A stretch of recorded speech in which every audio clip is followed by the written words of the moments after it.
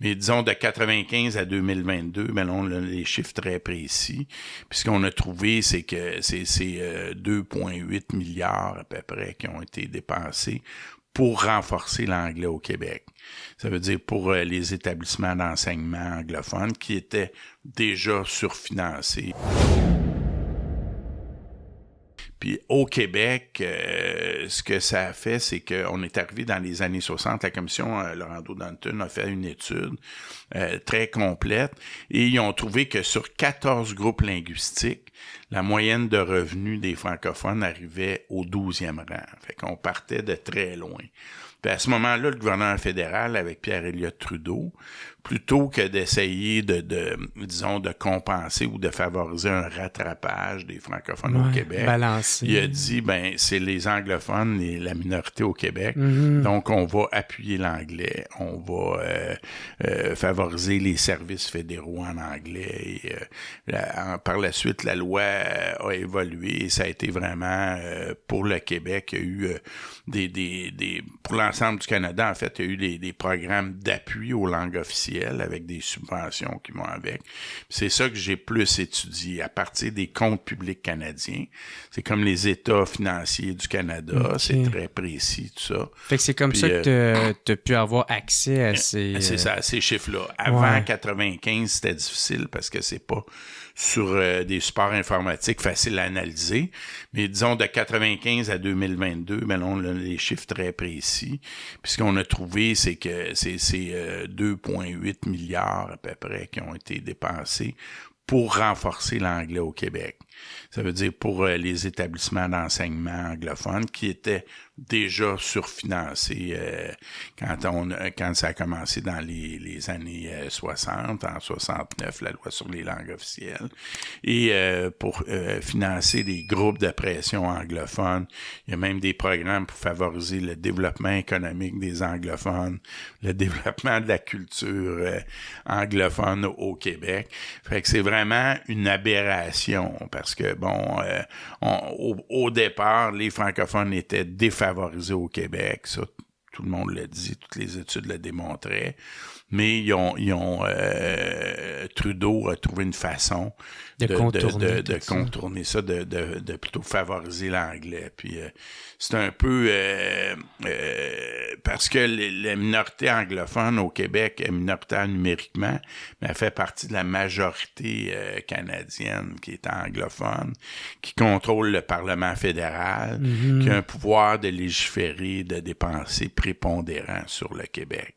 Donc, c'est même l'ONU, à un moment donné, un groupe Alliance Québec qui a amené la question de l'affichage à l'ONU, puis ils ont eu une réponse étonnante, c'est que le Comité des droits de la personne des Nations unies a dit, les anglophones du Québec, vous pouvez avoir des revendications, et vous pouvez pas le faire en tant que minorité parce que vous êtes pas une minorité, vous faites partie de la majorité de l'État canadien. Ouais, ils ont même ajouté l'ensemble national. C'est ça. Ils ont même ajouté qu'une majorité dans un État peut revendiquer les droits des minorités si elle est minoritaire à l'échelle de l'État canadien. Mais en tout cas, toujours est-il que on a regardé ça, on a fait la compilation de ces données-là. Et ce qu'on a trouvé, c'est que 94% du financement en matière de langue officielle au Québec sert à appuyer l'anglais. Alors, c'est vraiment inacceptable. Ces groupes-là, il y a des gens qui nous disent, l'argent, c'est pas si important que ça, c'est pas ça. Tout le monde peut parler la langue qu'ils veulent, mais c'est pas avoir accès à des écoles, avoir accès à des cégeps, des universités dans une langue, ça a un impact majeur sur la langue qu'on va utiliser au travail, sur la langue qu'on va choisir, sur les transferts linguistiques. Oui, c'est le nerf de la guerre, là. Puis ce qu'on voit dans le fond, c'est que depuis 71, disons, on a les données de Statistique Canada, la proportion de francophones a décliné dans l'ensemble du Canada. On est à peu près 26%, là on est rendu un peu en bas de 20% de francophones. Puis ça dépend toujours des indicateurs, la langue maternelle, langue d'usage à la maison, mais en général, tous les indicateurs vont pas mal dans la même direction. Et même au Québec, il y a eu un déclin du français. On est rendu, dans l'ensemble du Québec, sous le seuil des 80%.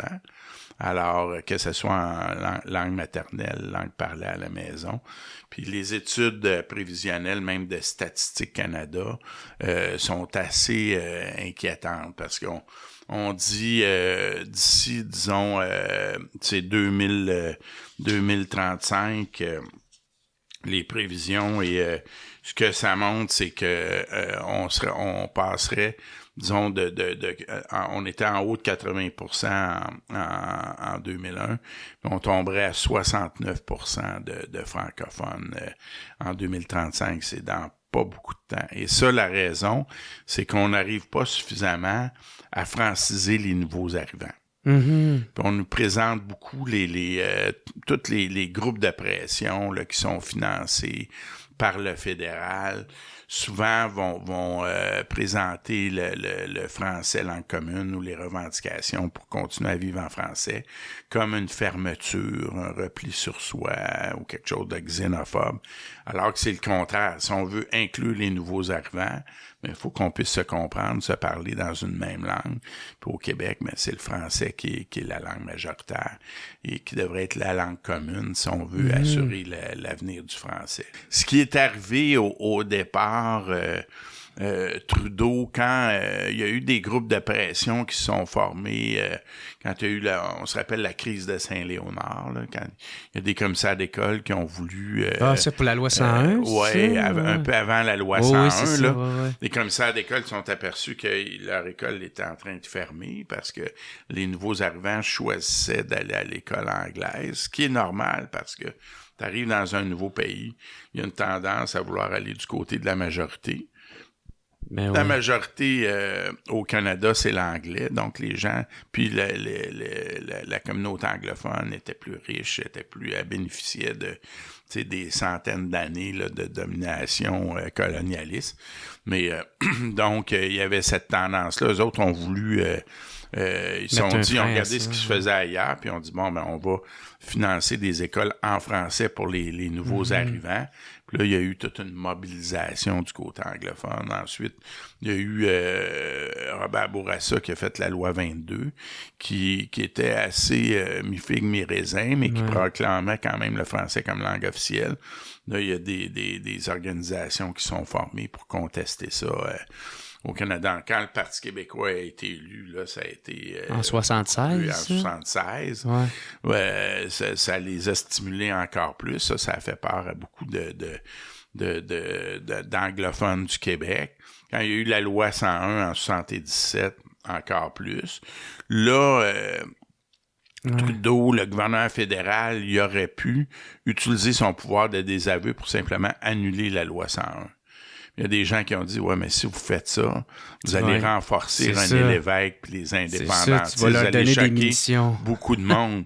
Fait que plutôt que de faire ça, ils ont réuni les groupes de pression anglophones. Ils ont continué à les financer encore plus. Ils se sont arrangés pour qu'ils se fusionnent. Cet extrait est une présentation de Matelas Enzo. Matelas Enzo est une entreprise québécoise. Le nom Enzo provient du prénom de son fils, le fondateur Gaby Hamel. Tous leurs matelas et lits sont 100% neufs et fabriqués au Québec et au Canada. Leurs produits sont tous garantis de 5 à 15 ans. Moi, je viens justement de m'en pogner un, puis mon seul regret, c'est que je l'ai pas fait avant. Fait que faites pas comme moi, puis allez vous en chercher un tout de suite. Ils sont rendus maintenant avec 4 magasins. Victo, Drummond, Saint-Hyacinthe, Sherbrooke. Niaise pas, puis pour ton nouveau matelas, choisis Matelas Enzo.